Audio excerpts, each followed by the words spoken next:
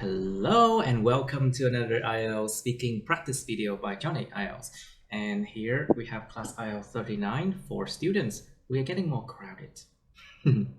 Okay, so let's do our speaking practice now with topic number 11. Part 1, okay? So it's about New Year celebration. So we are at the middle of November already. It means like we have about 6 weeks until there's a new year, and or 2 months, or maybe 2 months and 1 or 2 weeks until the Lunar New Year. Yeah, Yes. this year that is around January 28th or something like that, I think. 28, yeah. Yeah, so it's very near. So, Mr. Vũ, please, do you celebrate New Year or do you not celebrate at all? Có ăn mừng năm mới không? New Year đây là New Year của It Tây can be Tây. any New Year. Nó có thể là Yeah. bất kỳ cái New Year nào. Actually, I'm still working in the New Year because I'm now working. Have work at the airport and Because I work no at the rest. airport and I work at the airport and no rest. We there's no have to rest. work a lot. Yep. During the Tet holiday or any vacation or something. Yeah. Similar to me, I still work during the Tet holiday. Yes. Believe or not, because I still have students from abroad, like America or something like that. And sometimes students need to take the IELTS exam right after that, so they need my help. They need it so much. So that's why I still work during Lunar New Year. I think it's better to call it, I think it's better to say Lunar New Year. Because if you mention that, some examiners won't like it because they will ask you to explain what that is, because that is not an English word, you know. Nó không phải một từ tiếng Anh thì mình bắt buộc phải giải nghĩa ra đó là cái gì nữa, mắc công lắm. So let's use the word Lunar New Year, okay? Yes. And we also have another New Year that is on the January the 1st. That is, I think, just New Year. Or we call it International New Year, I think. Yes. Just a New Year, just a New Year. Okay, so Mr. Vũ, you said you have to work a lot during the New Year, right? How about you? Do you celebrate New Year? Why not? Because New Year is right, like you gọi là chào đón thầy. Try to say Welcome. it. Embrace. To embrace something. Yeah, embrace. Yeah. Yeah, like to embrace the New Year. To embrace new things, new energy, những năng lượng mới, new luck, new opportunities. That to embrace a new thing, and I think that, okay, so how do you celebrate New Year then, Huy? Do you so go anywhere? Do you decorate your home? Do you cook any food? Do you wear special clothes? Something like that. Yes, I go to travel near my city to with my friend or my family to celebrate the New Year, like a present to me. It's like a what? Kiểu là giống như là mình tặng một món quà gì đó cho mình đó, tự tặng. And I give myself a present. Yes. I give myself a gift or a present. So I can give myself a new iPhone 14. For example, but you need money. Yeah. All right, how about you, Miss Lin? Do you celebrate New Year? Yes, of course. I think everyone's also celebrate. I think. I think No, everyone cái chữ thờ em đọc sai rồi, cái chữ thờ thể lượng em đọc sai rồi. I think. I think. Không phải I sing, không phải I sing, nó là I think. I think. I think. Think. Okay. I think. I think everyone celebrate New Year's because New Year is a special occasion for everyone.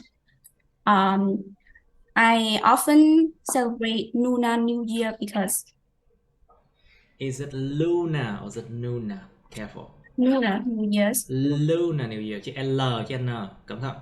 Careful. It's Luna New Year. Đọc cái từ thôi Linh ơi, không em sẽ bị dính với cái vụ nói ngọng đó nha. Just do it slowly, otherwise you will stutter. Okay, the Lunar New Year. Okay, what about the Lunar New Year? Because of traditional test holiday in my country. What about it? So how do you celebrate New Year, Miss Lin? Can you elaborate? Can you explain how you celebrate it? Like on the first day of the new year, what do you do? On the second day, what do you do? On the last day or the third day of the Lunar New Year, what do you do? In my country, people often have 1 week off during Tet holiday, so I often spend my time with my family's member or friends. I hang out around some streets, I take a lot of photos, and spend most of my time with my loved ones. Most of my time with my loved ones. Okay, very good. So, Mr. Trung, please, are you there? Hello. Okay, hi teacher, I'm there. Okay, hello. So, Mr. Trung, how do you celebrate New Year? Or do you even celebrate it at all? Yeah, of course, as a Vietnamese, I do celebrate the New Year with my family. To celebrate the New Year, I always help my mom to my buy mother. Careful. Mother. Tránh dùng mom dad, tránh nhớ không? Tránh dùng mom dad kid và stuff trong IELTS. Gonna, wanna nữa. Try to avoid those words. So instead of saying mom, say mother, father, child or children. Stuff, no. Use items or objects or things. Wanna, you can say would like to or want to. No gonna, so just say going to, okay? Cẩn thận mấy cái từ đó trong IELTS nha. They don't like it. Don't use the word soccer either. Use the word football. Alright, so can you say again? As a Vietnamese, I love to celebrate the New Year with my family. As usual, I always help my mother to buy the decorations for the house. They can be the new flowers, the new clothes. New clothes? New food, and yeah, I think so. I am not much of a shopper, but I love to help my mom to prepare. My mother. I love to help my mother to prepare for the Lunar New Year. Okay, that's good. Đó, mở rộng nha cho bạn là tốt á. Very good. You expand it. Very good. Okay, so Mr. Vũ, do you think New Year celebrations are necessary? Cẩn thận, ngâm đầu nha. Necessary. Do you think New Year celebration are necessary? I think the New Year celebration from my side with the New Year with foreign New Year is not important in Vietnam That's why the Vietnamese usually working in this day. But You mean work on that day? They work on those days. Work on those days.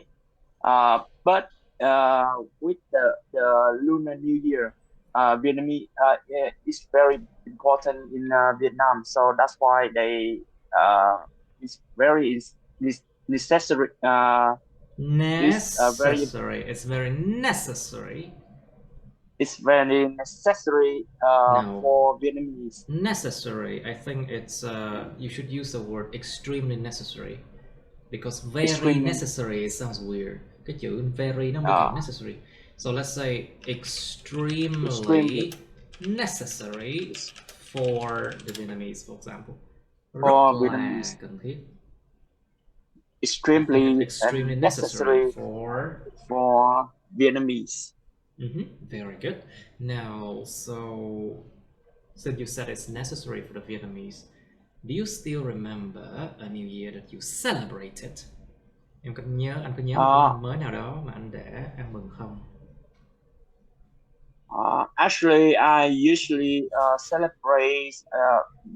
I usually left off my job in the Lunar New Year before 10. What do you mean let off your job? Nghỉ việc, ý là xin nghỉ, tức nghĩa là you often ask for a day off, right? Yeah, day off. I often ask for a day off. Day off for before 10 years. To celebrate the new year. So you often ask for a day off to celebrate the new year, right? The new year, around before 10 day of a new year, because I actually want to enjoy it this time with my family, so I can't meet my family meet my family for the whole day. You mean for the whole day? No, ý là em nói là my family who is a long time, có nghĩa là không gặp nhau lâu lắm rồi. Who haven't met each other. Who haven't met each other for a long time. Long time. Yeah, for a long time. So, yeah, that's all. Okay, good. So, do you have any ceremony? Nghi thức, ceremony. Nghi lễ, nghi thức. Do you have any ceremonies to celebrate the New Year in Vietnam? Or in your hometown, in your country? Có nghi thức nào không? Like for example, we have nghi thức là lễ hội hoa, the flower festival. We have nghi thức là một trong những cái nghi thức đó là gì? Cúng bái là một nghi thức luôn. So phúc công tác vào chợ ngày 23. So basically on the 23rd day of the last month of the lunar new year, of the lunar year, on the 23rd day of the last month of the lunar year, we cúng mà. I think we worship. Just say use the word worship. We worship. Worship. Yeah. We worship the gods. We don't need to go into details, okay? Chỉ cần cúng bái các ông thổ địa, các ông gods được rồi. Yeah. On the 23rd day of the last month of the lunar new year, we worship the gods and wish for good luck. Hy vọng sẽ được may mắn. Wish for good luck. Something like that. Okay, wait, your turn. Do you have any ceremonies to celebrate the New Year in Vietnam or in your hometown?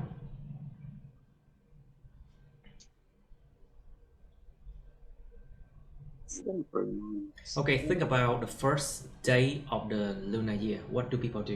Ngày đầu tiên, ngày đầu năm người ta làm gì? Có cái vụ mà xong nhà, tảo mộ. So on the first day, of the lunar year, people visit graveyards. Thăm viếng những cái nghĩa trang. People visit graveyards and pagoda. Và chùa chiền đó cơ. And what else? Và viếng thăm nhà của nhau có không? It's on the second day, right? Second day. On the second day, people visit each other. Okay, you say it. Come on. Wait. Come on. You say it. Nói đi Huy. And how about for the third day, ngày 3 thì sao? Cúng hóa vàng.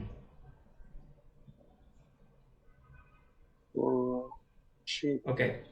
Lynn, can you answer this question? Do you have any ceremonies to celebrate the new year in your country?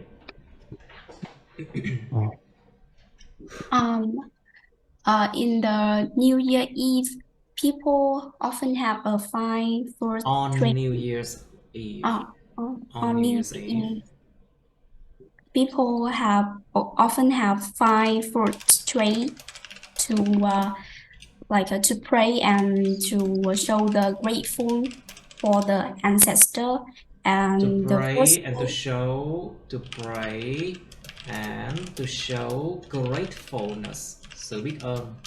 Yeah, gratefulness for their ancestor. And the first day of the new year, people often go to the church or pagoda to pray for your health, happiness, luck. I don't think Christian people go to church on Lunar New Year first day, right? Yeah, in some case. Pagoda.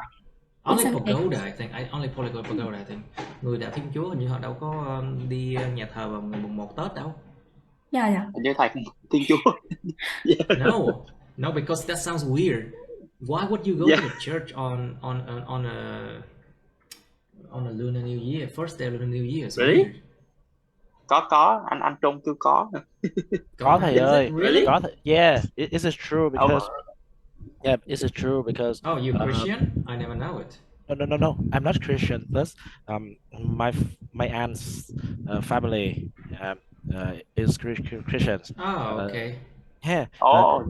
Yeah. They go to the church on the New Year's Eve, Christmas. Yeah. Okay. Like they go to the church on the outstanding celebration.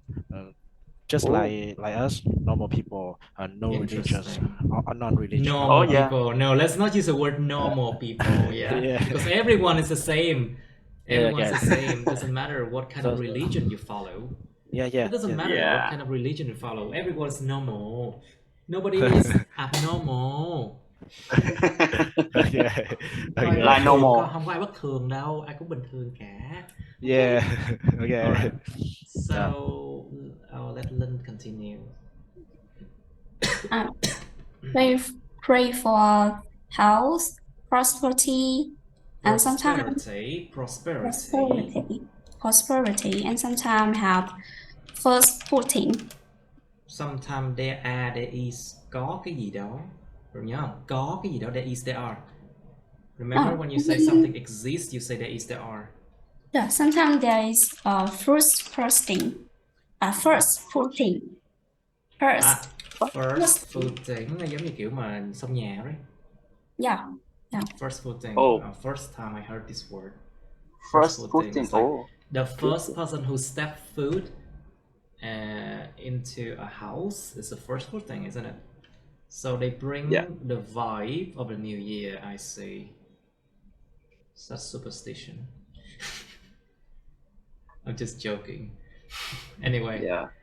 All right. So, Lynn, why do you think that New Year is a new beginning?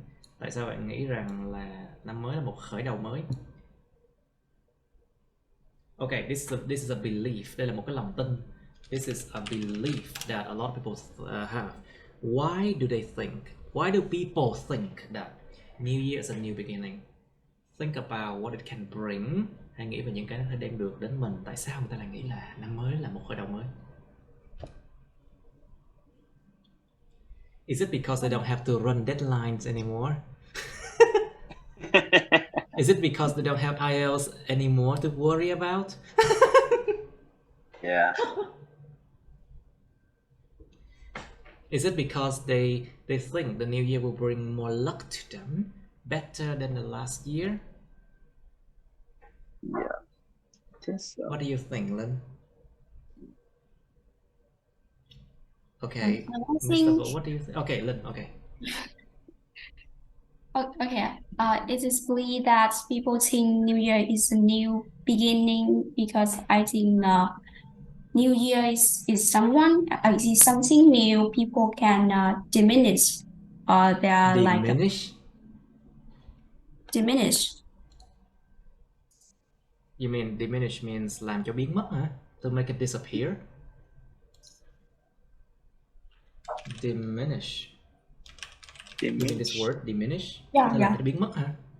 Diminish Interesting. terrible thing. Yeah, okay. To diminish terrible things that happened in the previous years. Yeah. Like bad economy, for example. Bad investment in bitcoins. Something like that, yeah? Yeah. Okay, what else, Lynn?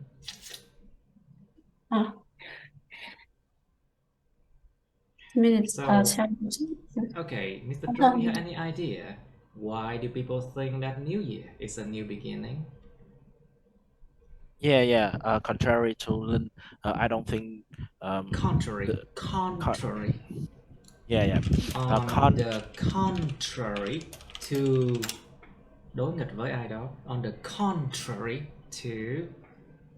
Yeah. Okay. So on the contrary to Lin's idea, I do not think the new year can help people to diminish the bad luck. But Có nghiệp thì trả thôi. yeah. If they have a bad karma, they have to pay for it anyway. Yeah, but I think the new year is like a fresh start. Yeah, A fresh start. And it can tươi mới. Correct. With a fresh start, people can have more courage to explore new things, and some people go to it's a fresh start of the nature. So I think Of nature, careful. Chúng ta nói tự nhiên, thiên nhiên, không phải cái thiên nhiên, chiết thiên nhiên nó cũng mặc từ từ nha. So there's no duck before nature, be careful. Yeah.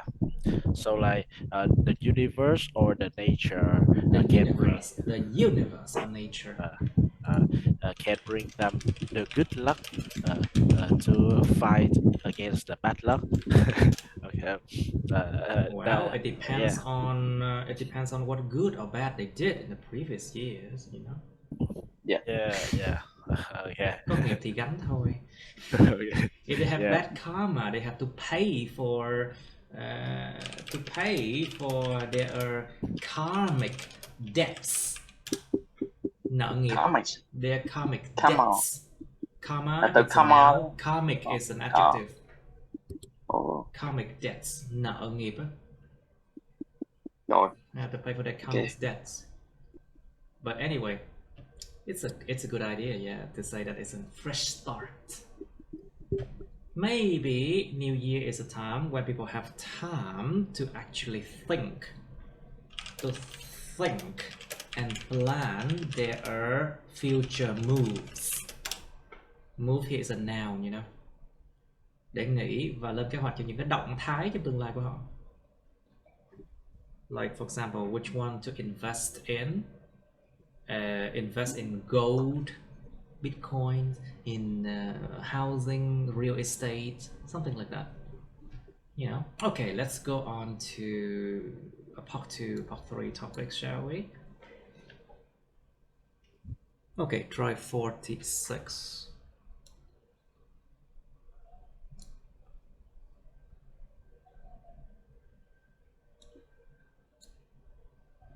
Okay, I'll make it smaller so you can see all the kind of question. Okay, 46. The question asks you to describe a computer game or a phone game you enjoy playing since your childhood. Miêu tả một cái trò chơi điện thoại hoặc là trò chơi trên máy vi tính các bạn rất là thích chơi từ cái lúc mà còn bé thơ, từ cái tuổi ấu thơ của các bạn. Since your childhood, it means that you are still playing it. Các bạn vẫn còn chơi nhé. You should say what it is, trò gì vậy? What it is like, cái trò đó như thế nào? How you play it, các bạn chơi thế nào? But try not to go into details about how you play it, okay? Because you can go out of topic. Remember, part 2, you have only maximum 2 minutes to finish. Nhớ nha, các bạn có giới hạn thời gian 2 phút vào part 2, nhưng nó đừng có đi quá lố vào cái chuyện bạn chơi trò đó như thế nào, điều khiển quân như thế nào, điều khiển lính như thế nào, something like that. Là lạc đề chết. Okay, why you enjoy playing it? Tại sao bạn lại thích khoái chơi nó như vậy? And part 3 is about playing games, về chuyện chơi trò chơi. Why do more and more young people like playing electronic game? Trò chơi điện tử. Okay, tại sao ngày càng nhiều người trẻ thích chơi những trò chơi điện tử? Think about what electronic games can provide. Maybe a sense of escape, cảm giác trốn thoát. A sense of escape from reality, for example. Yeah. Cảm giác trốn thoát khỏi thực tại, trốn thoát khỏi deadline. Sometimes people escape from stress, tiredness, from all the stress of work, all the stress of study, stress of love, or something with playing electronic games, you know. What else? Electronic games are a good vehicle, phương tiện. Đó là một cái phương tiện tốt. It's a good vehicle to connect people from all over the world. Nhớ chữ thế giới các bạn. World. Chứ không phải là word đâu nha. World. Phương tiện tốt để mà kết nối con người khắp nơi thế giới. A good vehicle. Vehicle. Chứ không phải vehicle đâu nha. Vehicle. It's a good vehicle to connect people from all over the world. What else can it do? But you have to focus on the fact that more and more people are playing electronic games. Các bạn phải tập trung sự hiển nhiên rằng là ngày càng nhiều người, thì tại sao ngày càng nhiều người? Chứ mình không nên chỉ là nói về một cái ích lợi thôi. You should not only talk about the benefits of electronic games. You should also focus on why more and more people are doing it. Is it because life is becoming more and more stressful? Is it because gaming, cái chuyện chơi game, is it because gaming, cái chuyện chơi game provides them with things that reality cannot? Có phải vì cái chuyện mà gaming can provide them with things that reality cannot? Think about it. Suy nghĩ and give some example. Like for example, some first person shooter games allows you to kill people in a game. So you can kill your boss in the game easily. And I'm sure many people want to kill their boss. So it's like a fantasy. It provides a world of fantasy, một cái thế giới mà ảo mộng. A world of fantasy in which people can do things that they cannot do in reality. Có thể làm được những thứ mà họ không làm được trong thực tế. Alright, next question. What will happen if teenagers spend too much time playing computer games? Điều gì sẽ diễn ra nếu mà các bạn tuổi teen? Teenagers mean like 12, 13, 14 years old. But remember, 14, 15, 16, 17 years old are adolescents. Okay? Trẻ vị thành niên. Người ta chọn cái tên khác nha. 14 to 17 years old are adolescents. But teenagers are from 12 to 13 years old only. Careful, okay? Điều gì sẽ diễn ra nếu mà các bạn tuổi teen dành quá nhiều thời gian chơi các trò chơi điện tử? Think about the influence on their academic performance. Thành tích học tập. Nó ảnh hưởng gì thành tích học tập các bạn? And you should talk about the good thing as well. Cũng nên nói điểm tốt của nó. Gaming provides you with better reflex. Better reflex. Cái nó gọi là cái phản xạ tốt hơn. Better reflex. And there has been a research, đã có một cái nghiên cứu in which they say that if people game more, their math results will become better. Có một cái nghiên cứu nói rằng cái kết quả toán, môn toán sẽ tốt hơn nếu mà trẻ nhỏ chơi game nhiều hơn. Of course, you can just give some ideas like that to prove your point, you know. Các bạn hoàn toàn phải cho những cái luận điểm, những cái ví dụ vậy để mà chứng minh cho cái point, cái luận điểm các bạn. Alright. Talk about physical health. Sức khỏe thể chất thì sao? What will happen if teenagers spend too much time playing games? You have to sit a lot, right? So what will happen? Think about what will happen. Does it affect their social relationships? Những mối quan hệ xã hội bị ảnh hưởng thế nào? Will it be better or worse? Because these days a lot of people they make friends online, you know. So maybe gaming can be a good idea to make new friends. Cho nên các bạn không nên cứ suy nghĩ theo cái kiểu mà đóng hộp một chiều, giống kiểu chơi game là xấu, xong rồi nó sinh ra cái này đủ thứ cái này. Không đâu, thực sự là nó có những điểm tốt của nó đó. So normally I think there are a lot of good and bad thing if you do something too much. That's why we have a question here. What are the benefits of playing electronic games? Có những lợi ích nào của chuyện chơi game điện tử không? It is a good tool to relieve stress. Cái chữ xả stress không phải là release mà giống kiểu xả ra đâu nha. Nó là relieve. Nó là giảm stress. Relieve. Không dùng chữ release stress nha. Không dùng chữ xả stress or release stress, không có, không có chuyện đó đâu nha. There's nothing like release stress, you know. We say relieve stress. Alright.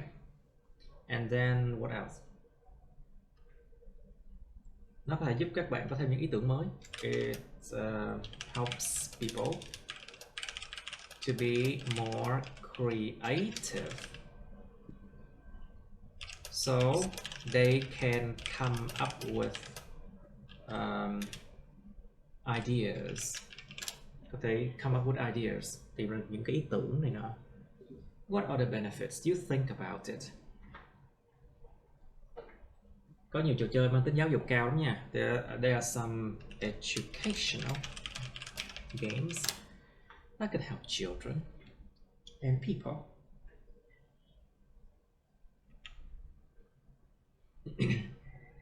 Okay, next question. Should parents and teachers prevent children from playing games? Các bậc cha mẹ và các bậc thầy cô giáo có nên ngăn ngừa trẻ nhỏ chơi game hay không? Okay, be open mind, to have an open mind, okay? You should have an open mind. Hãy suy nghĩ thoáng, mở đầu rồi các bạn. Because everyone has a different opinion, but you should not be conservative, không nên bảo thủ. Should not be conservative.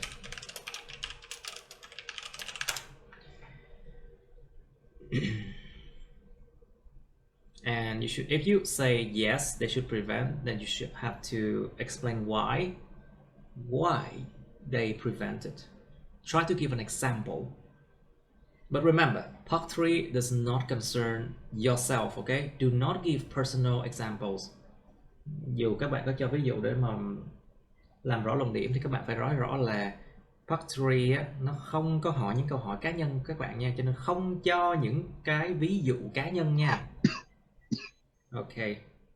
So if you say no, they should not prevent children from playing games, then why? What's the reason? Mình nên có thể lật ngược vấn đề lại. We can lật ngược vấn đề lại. If not, what would happen? Nếu không thì điều gì sẽ diễn ra? Lật ngược vấn đề lại. We can turn around the situation. Đảo ngược vấn đề lại. Turn around the situation. Đảo ngược vấn đề lại. Nếu mà họ không prevent thì sẽ là chuyện gì? So if they do not prevent children from playing games, what would happen? Okay, think about this one. You have 2.5 minutes. 2 phút rưỡi suy nghĩ, bắt đầu. Alright, please describe a computer game or phone game that you enjoy playing since your childhood. Miss Lin, can you be first? Yeah. Okay. Personally, I'm not really into playing games, but I'm going to describe a computer game that I enjoy playing since I was a child. Since I was a child. Since I was a child. This game is called Mario. Mario. Is it Super Mario or just Mario? Super Mario. Okay. This game was described a character named Mario. A character. Nhân vật. A character named Mario, and he needs to save a princess from dangerous things.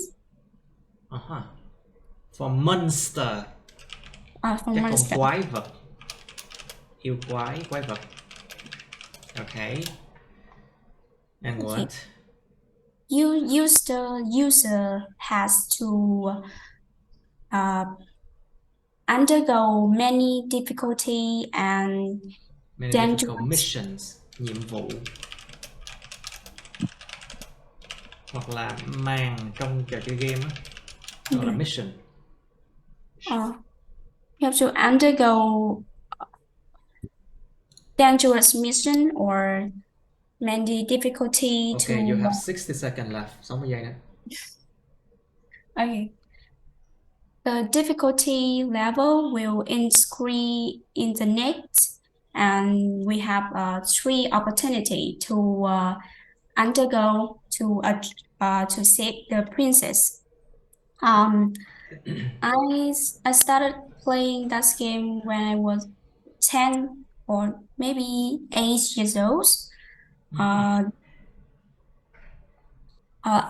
It can be said that I play this game every day, but now I'm a teenager and have a lot of work to do, so I didn't. You're a teenager. You're an adolescent already. Adolescent. Okay, adolescent. So I didn't play this game anymore. I don't play this game anymore because it's an ongoing habit. It's a habit right now. I don't play it. Thói quen bây giờ tôi không chơi nữa. I don't play this game anymore. I don't play it anymore. I've been enjoying this game because of some reason. When I get bored, I choose When I get bored. When I get bored, I often choose this game to play, and the difficulty level will increase. Have to improve my mindset and memory. Yeah. You mean to improve your speed, tốc độ? I don't Yeah, think it improve improve. your mindset. Nó không phải cái thay đổi cái cách mình suy nghĩ đâu. I think it improve your speed and performance. Thành tích. Speed and performance, and sometimes give me a happiness because I winning a map, A mission. a mission. All right, good. That was like 4 minutes actually, gần như 4 phút rồi đó. Anyway, just try your best, okay? Focus on what you should say. Tập trung mấy you should say thôi. Okay. Now, Mr. Vũ, please. Can you describe a game, a phone game, computer game you enjoy playing since your childhood? When I was a child, When I was a child. Khi When I cơ was còn a là child. một đứa bé. When I was a child. When I was a child. When I was a child, my parents didn't allow me to play Didn't the allow game. me. Didn't allow me. Didn't allow me to play the game before they don't want to infect from this game. So, but I remember ảnh hưởng, infect by. They don't want me to be affected. Don't want me to be. They didn't want me to be affected. To be affected by the game. By the game. But I remember when I went to my friend's home, my friend's house, I played the game. Its name is its name is Journey to the West. Journey to the West. Journey to the West. Journey to the West. To the West. It described from the same. It's described from the same movie. The same movie of Chinese. The Chinese movies. They are the two players. They could choose two character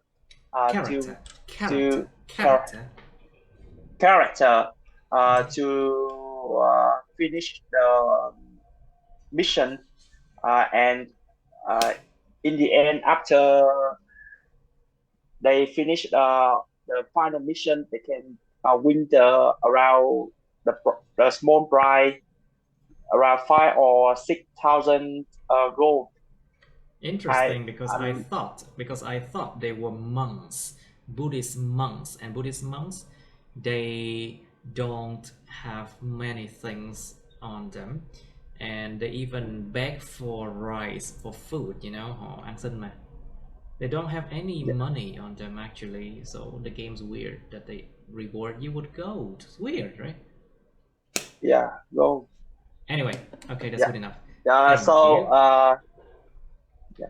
do you enjoy playing it? Why do you enjoy playing it? So I very it make me feel relaxed after my studies or time, and I'm very happy to play with my friends. So that's all. Thank you. Trong trường hợp này dùng play with my friend là chính xác, tại vì play là play a game with someone. Yeah, play a game. So in this case, you use the word play with my friend is correct. But in other cases, I think you should use I hang out with my friends. You remember? Yeah, I understand. Yeah. Okay. Yeah, right. Good. Okay. Mr. Hui, please describe a game, phone game, computer game you enjoy playing since your childhood, please. Go on, Hui. You can do it. Oh yes. So the game I play when I was a childhood. When I was a child. Yes. When I was a child. This is a Subway Surfer. Okay, Subway Surfer, right? Yes. Subway Surfer. Yes. The game has Kẻ lướt trong metro. Subway Surfer. Yeah, is that what it means? Metro. It's like someone who travel around in the metro. Subway Surfer. The game has no end. You must run away from the war and From avoid the what? From chain. what? Run away from what? Run away from the war. From the The guards, right? Yes. the God. Guards. A kéo Guard. dài nha. A kéo dài. Guards. Guards. Yeah, the guard. Guards. Guards. Guards. Giống coi mấy phim á, có ví dụ có muốn lính canh tới. Guards. Kéo dài. It's guards. Hết hồn chưa? Okay, continue please. Okay, and avoid the chain. Né tránh các cái con tàu của thầy. Avoid the train. Train. Train. Avoid the train. Train. Train. Okay. Continue. Go. Oh, okay. And how you play it? And I play it. When I have my father phone. When I will. I play it when I had a phone. My father. Okay. For my father. Oh. Yeah. And it's very hard to borrow him because I can play spend many time to game. Many time. A you lot sure? of time. A Sorry. lot of time. What? Time đến được không? Is it countable? Không. I can A spend lot a of lot of time, or I can spend A lot of time. Yes. much time to advertise. Of course, a lot of time. I can spend a lot of time on it, and Yeah, a lot of time, and I'm very happy when I play it with my brother, with my family, and my friend. hình như hết giờ thì phải. Hết rồi. Vừa đủ 2 I phút. think it ends already. Yeah. Okay, Yes. Trung, your turn, please. Can you describe a game you enjoy playing since your childhood? Yeah. Đủ rồi thầy. Yeah, I'm asking Mr. Trung now. Okay, hi everyone. When I was a child, I played a video game called Pokemon. It's a game. Pokemon Go? No, it's not Pokemon Go. It's basically Pokemon. It's about a young boy or a young girl going to collect monster and use the monsters to fight with other Train the players. monster, actually. Train the monsters and use the monsters to fight with other players. Yeah. Okay. So yeah. I enjoy playing Pokemon because I really like the animals, but my parents didn't like the pets, so what kind of pet? Because it's confusing. What kind of pet you're talking about? You mean the Pokemon? Okay. Nó The không rõ reason. ràng là mình nói cái pet nào, you know? Okay, so I like playing Pokemon because I really love the animals. So when playing the Pokemon, I can collect a lot of monsters or animals. They are like friends to me. Yeah. Okay, I think so. As mentioned Okay, that's above. good. That's enough, I think. Yeah. Nó đủ cái lý do rồi. I think it's enough. Yeah. Okay, let's go to part 3 of playing games now. So, why do more and more young people like playing electronic games? What do you think? What could be the reason behind that? Yeah. Okay. Miss Lin, please. I'm asking Miss Lin, please. Let the lady speak first, please. Yes. There are increasingly people like playing There are increasingly people. Có vấn đề. There are Okay. more and more people, or okay, or the number of people playing games is increasing. You can say that. Okay, number of people playing electronic games increase because of the attraction of this game. This game bring for the others, as you said before, a sense of escape from reality. And Okay. change. Just one thing. You should use is increasing because you're talking about a trend when you use present continuous. Dùng thì hiện tại tiếp diễn có thể dùng để mà nói một xu hướng các bạn. Remember? So basically, you should have said that is increasing. Okay, please continue. An escape from reality, yes. Yeah, and this is a change to connect to people from over the world. And sometimes have like young people reduce stress after school or peer pressure. You mean peer pressure? Yeah. Yes. All right, anything else? No. Okay, so what do you think, Hui? Why do more and more young people like playing electronic games? I think Bitcoin is also a game that the older people play. Let me see, because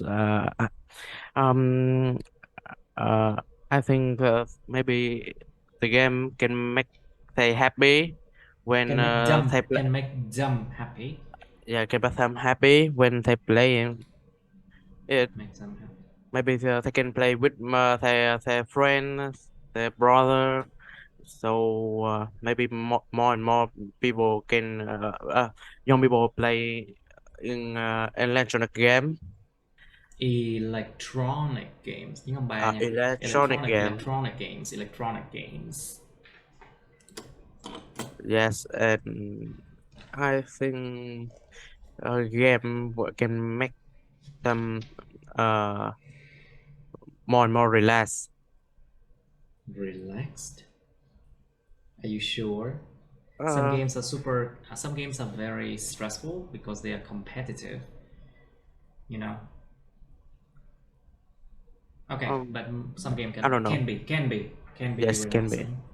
Can be relaxing. Bản chất nó là relaxing. And it can make people feel relaxed. Tính từ chủ động bị động see? More relaxed. Because look at the ed or ing adjective, you know. Continue, please. Yeah. So, em trả lời tiếp cái phần.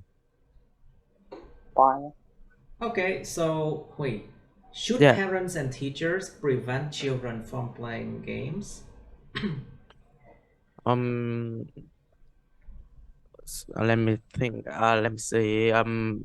Maybe yes, because parent and teacher don't always don't always know what's best for the child, right? For children, right? Đâu phải lúc nào cũng biết cái nào tốt nhất cho trẻ nhỏ. They don't always know what is best for their children. Maybe parent and teacher don't know, gọi là sao ta, không lúc nào cũng phải ép buộc khác. To force. They do not have to force their children to do whatever they want to do.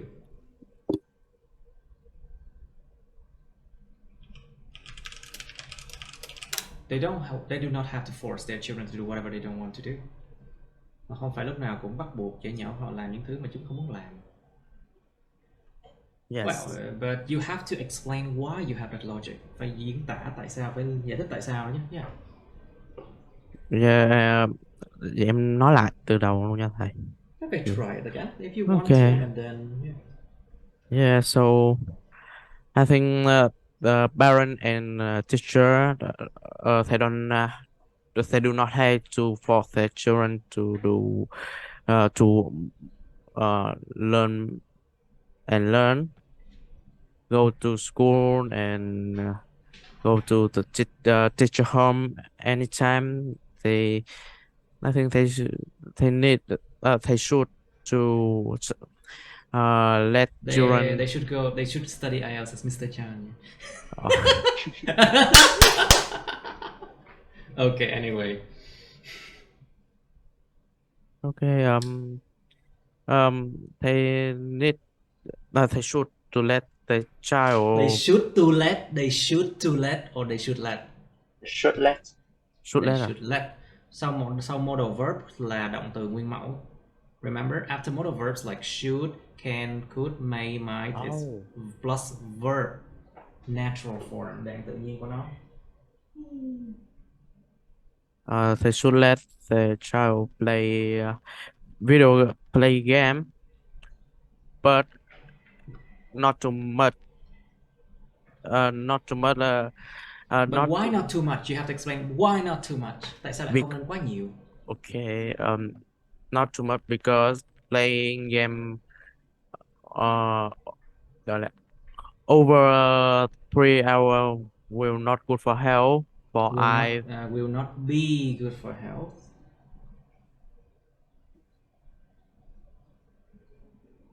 Yeah, I'm listening. Yeah. All right, Mr. For Wu, mental. so what do you think? Okay, Mr. Wu, please. So what do you think? Should parents and teachers prevent children from playing games?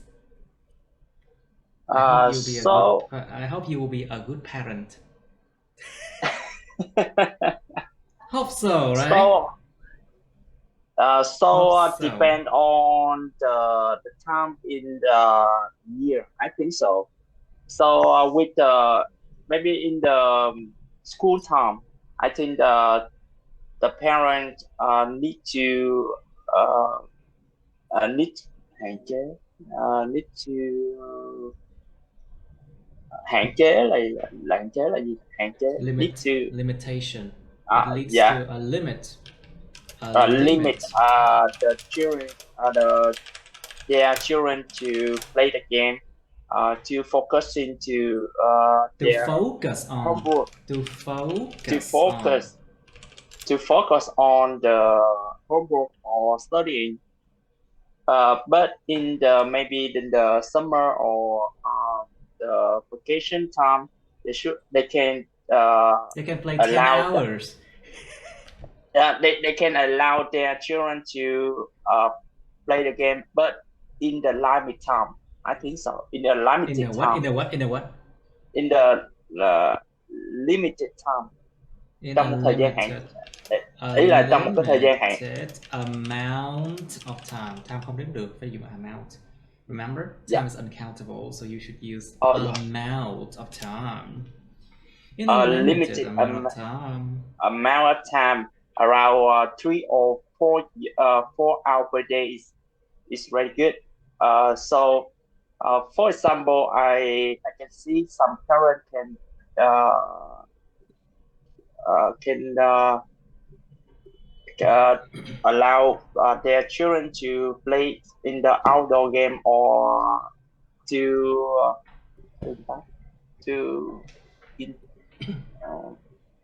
instead of preventing, I think they can interact. Tương tác, tác là act, tương là giữa hai bên, cho nên interact. To interact with others.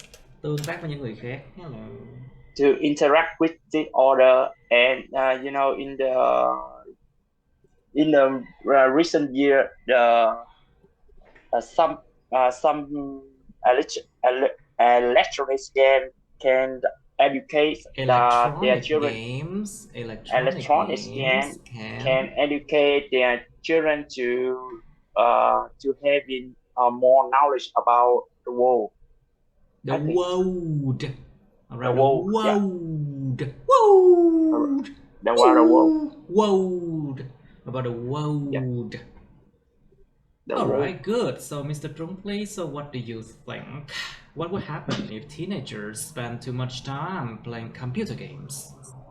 Okay. So, what if children have I'm sorry, if children spend too much time playing computer games, there will be problems for their health. For example, okay, I used to be a children. I used to be a I used to be Children a is plural, okay? okay. Child, it's singular, so it's số nhiều nha. Child. I used to be a child, I used to and be a child, and I used to play a lot of a computer. child. Yên ngắn L. Child. A child. Yeah. Child. I used to be a child, and I used to be a child, and I used to play a lot of computer games. Yeah. So that's what makes your childhood interesting. yeah. So playing an excessive amount of computer game can Excessive. can be bad for the children eyesight. Eyesight. Yeah. Tầm nhìn mắt của trẻ nhỏ. Bad for children's eyesight. Yeah. I agree. I agree. Yeah. I agree. Yeah. And I agree. And due to our what? Spending too much time sitting in one place in front of the computer, it can develop the poor gesture. Poor gesture. Không, it's posture actually. Posture, Posture là cái tướng đi á. Yeah, the bad posture. Tướng đi nhìn xấu. It's poor posture. Yeah, poor posture. Like for example. Okay, that's it. And moreover, there are some bad people on the internet who can be really harmful because they harmful. Yeah. Harmful nha các bạn. Mấy cái full đọc là phẩu hết, nó là âm schwa. Okay, check this one out. Mấy cái âm phẩu. See this one? This is a schwa. It's a weaker sound, một âm yếu hơn một cái âm mà không ra cái gì đó. Phẩu. Harmful. Yeah. Harmful. Harmful. Harmful. Harmful. Yeah. Harmful. Harmful. Yeah. Harmful. Harmful. Can be harmful. Okay, so there are some people on the internet who can be really harmful. They can give the children who are playing games bad information or bad picture, which could lead to the wrong mindset of the children when they are still. Which could lead to the wrong mindset of children. When the children are still developing. On the other hand, I still support the children to play game because it can. Because my childhood was the same. Yeah, can. Thời tưởng y chang mà. Yeah, and it because I had a really good fun in my childhood. Yeah. Yeah, okay, and through video games, I can meet a lot of friends online, overseas, because but we have different languages, so we need to use English to communicate. English to communicate, yeah. Yeah, so to some extent, the communication between me and my friend abroad helped me to develop my English. To develop your English. Okay, very good. You know, I think it's a legit reason, một cái lý do rất là legit, một cái lý do rất là hợp lý. It's a legit reason. Because I do know a lot of people who have good English because they learn it through gaming. It's a real thing, of course. Điều này có thật mà. Like my friend. Oh, of course. My friend plays a game all the whole time in his childhood, childhood. But now they can he speaks English very well. He speaks English very well. I actually do gaming a lot, and I learn English through gaming as well. All right, let's move on to I think maybe we should move on to a new topic now. Okay, let's do 45. I'll move this one a bit here so you can see. You should be able to see other question as well. I'll move this one up here, okay?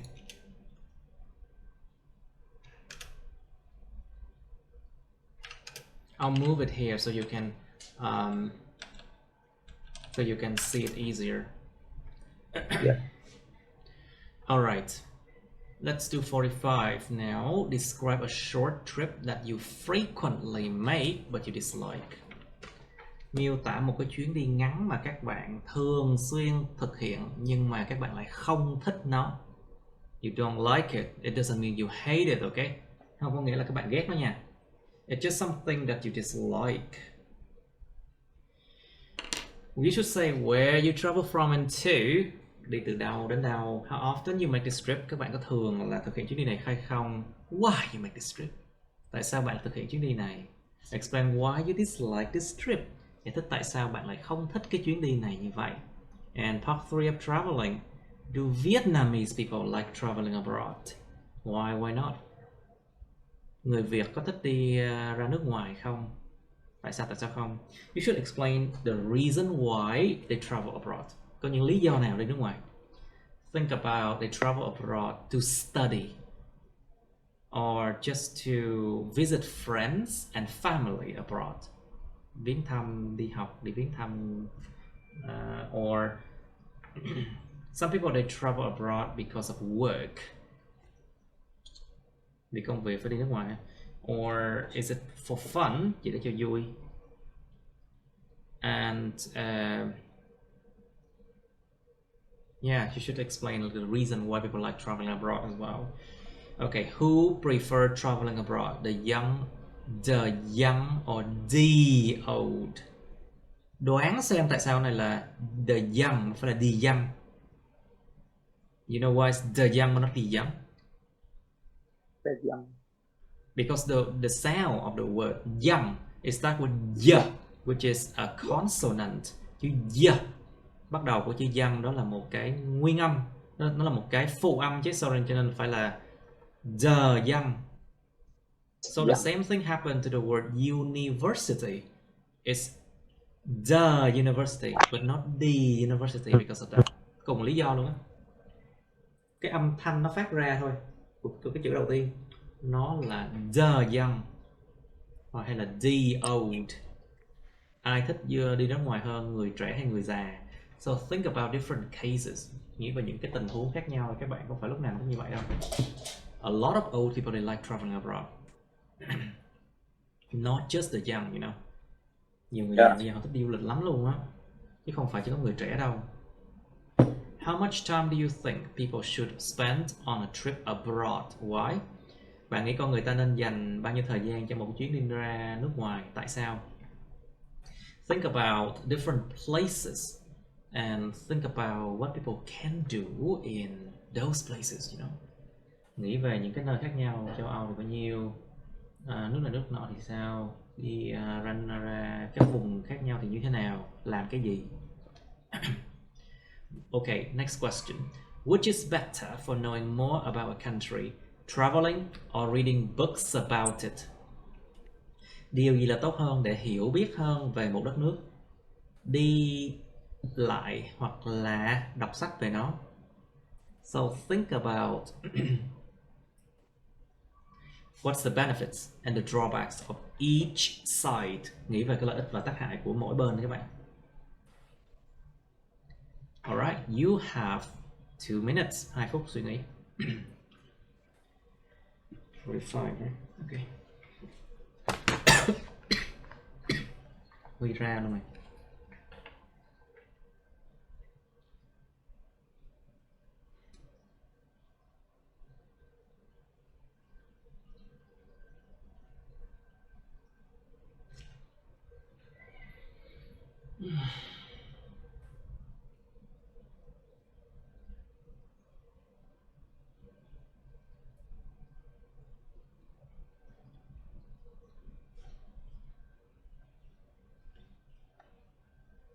Now, okay, let's describe a short trip that you frequently make but you dislike. Okay, Mr. Vũ, you first. I'm listening to you. Em trước So- hay là anh Vũ trước ạ? Mr. Vũ. Lên Okay. first, okay. Lên first is okay. Okay, you want Lynn can be first. Lên. Okay. Okay. I'm going to talk about short trip that I frequently dislike, but that sounds a little bit ridiculous, but I will tell you. The only trips that I dislike is my daily commute to study at school. Okay. I have been studying in high school for 3 years, so this is like the mission of mine. My house is so far from my home, which is around 10 kilometers away from my 10 house. kilometer, nhấn âm đầu nha. 10 Kilometer. kilometer. About 10 kilometer. About 10 kilometers. Okay. Nothing happened. 10 kilometer. 10 kilometers. Every day I have to wake up at 6 a.m. to prepare and Six hay là six? 6. Kéo dài cho x-ray. Try to prolong the x. 6 a.m. 6 a.m. to 6. Mở rộng cho x-ray. Prolong it. 6 a.m. 6 a.m. Đó, nghe tự nhiên hơn hẳn rồi đó. It's Okay. much more natural now. 6 a.m. 6 a.m. to prepare and do personal sanitary. Sanitary. Sanitary. I think it's better to say personal hygiene. Personal hygiene, vệ sinh cá nhân. And your personal hygiene. Personal hygiene and go to a long road to study and travel the same road back at the 12 a.m. I know this might dirty to study, but sometimes I It's just my like it. duty, không phải dirty. Dirty là dơ giấy. Duty là nghĩa vụ. Duty, it's my duty to study. Like for example, Call of Duty. Tiếng gọi của nghĩa vụ. Okay, like it's my duty to study. It's my duty to study, but sometimes make me so upset. Sometimes on the roads, I have to confront with obstacles like traffic jam. That's Careful. To confront. Call of Duty. To confront. Tiếng gọi nghĩa vụ là nhập ngũ. Yeah, exactly. Okay, I have to confront something or someone. Nó không có giới từ nha. There's no preposition. I have to confront the traffic, let's say. To confront with traffic jam before I get to my school, or sometimes I forgot to wear helmet or forgot to turn on the blinkers. I even The what? blinker. To turn on the what? Turn on the blinker. What is a blinker? It's a traffic. It's the lights on your Chị xin bike, nha nó right? thầy. Chị xin nha nó thầy. I know. It's your rear, I think it's your rear lights. Rear là bên hông á. So it's the rear lights. I think signal lights, yeah, but rear light, rear means like at the side, at your side, I think. Signal lights, yeah. Non-realize I even have Hơn 2 phút to rồi đó. It's more than 2 minutes already. Careful. even have to apply police and have to police and have to pay a little bit money to pass. A bribe. Yeah. It's a bribe. Yeah. Okay, fine. That's why I dislike this script. Kết nó lại một câu như vậy. You need to conclude it like that so people know that you're done. Yeah. You know. All right, good. Mr. Trung, please. Can you describe a short trip that you frequently make but you dislike? Yeah. Every day, I have a short trip to the supermarket near my house, which is which I didn't like very much. Which I don't like because it's something that you still do every day. Thói quen hàng ngày, which I don't like very much. Yeah, every day I have a short trip from my house to the supermarket from near my house, which I don't like very much. Yes, I'm still listening. Okay. To be because the supermarket is really next to my house, so I don't have to use any bike or vehicle except for my foot to walk from my house to the trip. To walk. Kéo dài. To walk from my house. Yeah, Các bạn hãy cẩn thận cái chữ work là kéo dài, còn chữ walk là kéo dài. Phải làm rõ hai từ này ra nha. You need to make sure that is it walk or work, you know. Yeah, to walk. So I can walk to my to the supermarket. Okay. To the supermarket. The reason I have to make the trips is really simple because I need to buy the food and the house utilities. What I don't like about this trip is that I have to buy a lot of things every time I go there. So I items. Let's use the word items, okay? Mình dùng chữ items thì nghe nó rõ ràng hơn. Vật dụng đi. Use the word item is better than things because things sounds very vague. It sounds very vague. Nó nghe nó mơ hồ lắm. Nhưng mà những thứ này thứ kia, items nghe nó specific hơn. Nó nghe cụ thể hơn. Yeah, thanks. Okay, so I need to buy a lot of items, which means that I need to carry a lot of shopping bags. They are really heavy. Shopping bag. Yeah.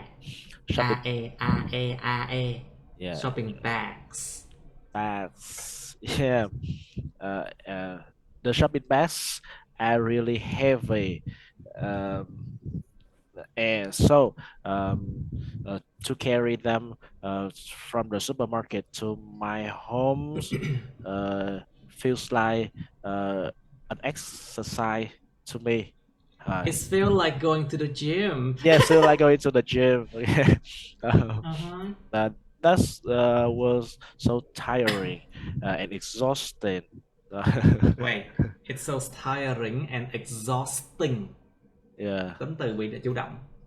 It's active adjective because you're describing the nature of the work. Yeah. So it is exhausting. Yeah, and tiring. But I think exhausting means tiring already. Exhausting is stronger than tiring. Yeah. Cái từ exhausting là kiệt quệ đúng không? Mang tính kiệt quệ. Còn tiring chỉ là mệt bình thường thôi. Okay, exhausting. So I hope exhausting. It's exhausting. Exhausting. Because you are describing the nature of the trip. Yeah, You don't describe your feelings, so you have to use the word exhausting. yeah, okay. So I hope in the future they have some service which can carry the I shop. hope in the future there will be. Yeah, Sẽ có. there There will is, there be. are in the present. There Yeah, was, there were in the past. But in the future, there will be. yeah, I hope in the future there will be. some kind of service uh, that help customers to carry the shopping bags from the supermarket to their own apartment. Well, they're called supermarket shippers, I I didn't know. I didn't know that. Well, I don't think it's called shippers. I think it's called delivery service from supermarkets, I think. Real. I always use them to buy things from supermarket anyway. Wow. Okay. We don't have that here. We don't have that kind of service here. What? We have it. Real. This is Yeah. 2022. This is Ho Chi Minh City. This is not like 1960s.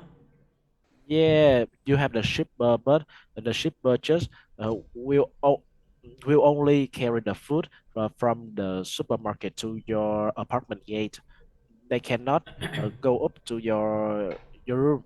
They Okay, cannot do that. fine. You have to go down and get it anyway. But Yeah, actually, it's more convenient. yeah, but it's still a long way anyway. So Okay, fine. Okay, fine. Now, Mr. Vo, please, can you describe a short trip you frequently make but you dislike it? Ủa, Vũ nói rồi không ta? No, Dạ you chưa, didn't. Okay. chưa. Okay. So 3 months ago, I went to Vũng Tàu. It's a big city, and It's uh, it's a big city. it's a Big. big. Có chữ G nhẹ mà. There's a G sound at the end. It's a big city A to the beach thôi, south. beach thôi. What? Thành phố biển á, biển.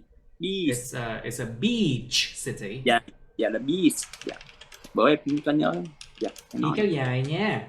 Dạ đúng rồi. It's E. It's a beach city. Beach city. A beach city with my friend. Beach. It's a beach city. A beach city with my friend to join his girlfriend's party. So I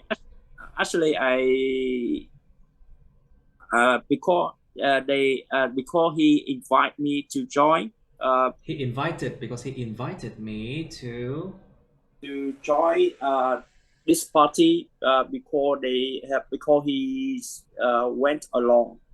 So that's why he went along. Alone or alone? Alone. Yeah, alone. Yeah. Alone. O-N. Alone. Because he went alone and didn't want to ride the bike alone.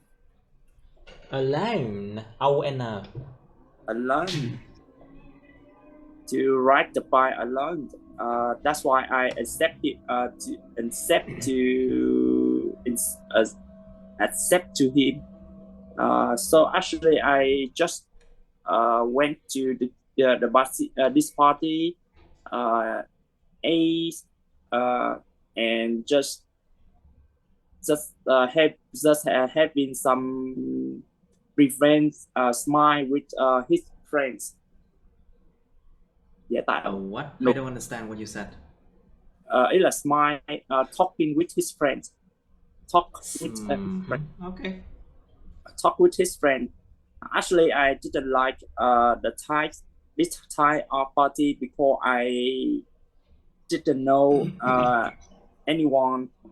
Okay. So they that's why I just joined and go to my hotel after that. So okay. I really don't like. I really don't like. Really don't. I really don't like. Really don't like. I really don't like this type of party because I usually want to. I really want to travel or make some trip with my friend who I know. So that's why. Okay, good. Yeah. All right, let's do part 3 of traveling. So, Miss Lin, please. Do Vietnamese people like traveling abroad? Why or why not? I think if Vietnamese people have money, they often Okay, how do you say have money but in a more academic way? Là thế nào nó chỉ có tiền bằng một cách mà nó học thuật hơn. To have the finance to do something. Có tài chính để làm điều gì đó. Có tài chính để làm gì đó tức là có tiền thì nghe nó sang chảnh hơn không? It's look like academic. It's like have the finance to travel abroad. They were to traveling overseas because I think they want to like show their ability, so their finance. You mean to flaunt their wealth? To flaunt their wealth? Khoe của. You think to flaunt their wealth? Flaunt their wealth. And then live streaming and then posting pictures on social media. Yeah. Isn't it sad? Okay, so what do you think, Mr. Vu? Who prefer traveling abroad? The young or the old, and why? So I think the both of them can be travel abroad because it depends abroad. Khép dài. Abroad. To travel abroad because in recent because with the young person they can traveling abroad to maybe to shopping or educating, to do shopping, or studying, and with the elder person, they can spend their time to enjoy with the different things in the overseas. Yeah. What do you mean the opposite? Overseas. In a new land, you mean? No, I mean can enjoy their time in the overseas. Okay, enjoy the time overseas. So what do you think, Mr. Trung? How much time do you think people should spend on a trip abroad? For a trip abroad, I think people should spend around 1 or 2 weeks to fully enjoy their trip. To fully enjoy, yes. Because the time to travel from our home country to a country abroad can be really long. We should let alone the transit, right? Yeah, let alone the transit. We should take the delay. Học tính nói transit luôn thì. Okay, we let alone 8 hours transit in Doha. Yeah. 8 hours, yeah. Yeah. There we or 2 hours transit in Bangkok in Thailand. Yeah, we should take the traveling time into account. And also delays and possible delays, yeah. Especially if you fly with Vietjet Air. For example, some inexpensive airline like Vietjet Air, they have really long delay. Yeah.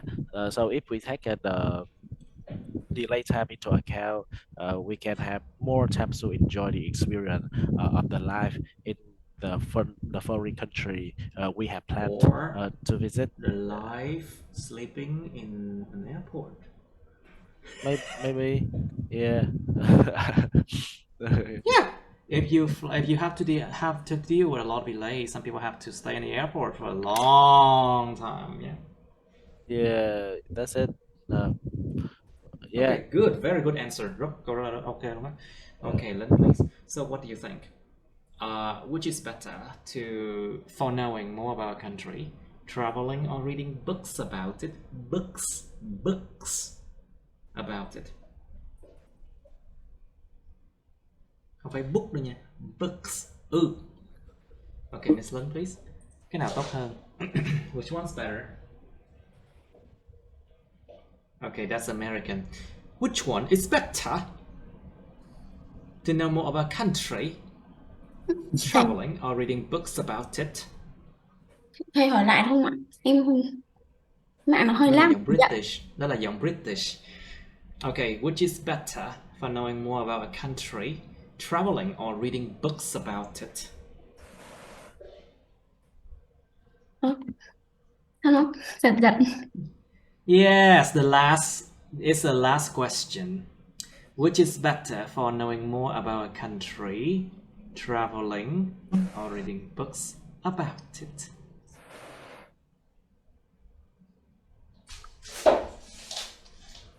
Why does it lag exactly at 10 o'clock? Okay, who can answer this question? Mr. Ho, can you answer this last question for Miss Lin, please? Which is better?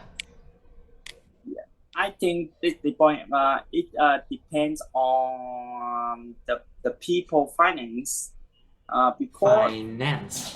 finance The people's finance. for finance so I know that the traveling is always better just better than just reading a book, but with the reading book they can know about the country and maybe you know about more about the histories and about the culture before The what? the culture The culture. Culture. about U about the plus L. U plus L is out. So culture. The culture. about the culture before they have more finance to travel to these countries. So, yep. Yeah. Okay. That's So all. what do you think, Mr. Trung? Which is better for knowing more about a country? I think to know more about country, we should both travel to that country and read books which have You mean we can do both? the information about it. Yeah, we should do both to know more about one country. Okay, so Vậy câu trả lời này sẽ là câu trả lời nước đôi. yeah, here's the Okay, so reason. this one will be an impartial or neutral kind of answer because you think both of them are good. Yeah, because Okay, which is also a good answer too. yeah, because I am a Câu trả ready lời tốt không? because I am a greedy person. A what? I am a greedy person. Of course you are greedy. I know that. Okay, so okay, so the when I don't have much money now, time or effort, I can read books. When I don't have the finance to travel. Yeah, I read books. I will. Yeah. When không có ý chí để đi du lịch. Yeah, sometimes. When you have the will, the finance, or the health, the time, I think or the time. time. Yeah. So when I don't have the finance, the will, and the time, or the health to visit the country, I choose to read To books. visit? Are you sure to visit a country? To visit. To Okay. visit, yeah. to visit a country, I choose to read books about it. Yeah, through books, yeah, the writers through books, yeah, I can get more personal insights from the other Personal insight. insights from the other authors For the author. who have visited um, uh, that country. And when I have enough finance, the time, and the health, yeah, I choose to travel because it's better to experience the thing with your own eyes, your own hands. Very good. To experience things by your own eyes. To experience the world by your own eyes. Trải nghiệm thế giới bằng cái con mắt của riêng mình. It's good to experience the world by your own eyes. Okay, Yeah. very good. Okay. Very good. I think we can end it here. Yeah. Okay, that's the end of my videos. Please like, share this video with your friends, subscribe to my YouTube channel, and press on the bell button next to the subscribe button so you can get notified about my new uploads, okay? You can also press follow my Facebook, but please don't add me on Facebook as friends, okay? Cảm ơn các bạn đã theo dõi nha. Các bạn hãy nhấn vào like, chia sẻ video này bạn bè các bạn. Nhấn vào nút đăng ký kênh YouTube mình và nút cái chuông kế bên cạnh để đăng ký kênh á, để mà các bạn sẽ được thông báo về những video mới nha. Các bạn cũng có thể nhấn vào nút theo dõi Facebook mình, nhưng nhớ đừng kết bạn Facebook mình nha. Thank you and see you. Bye.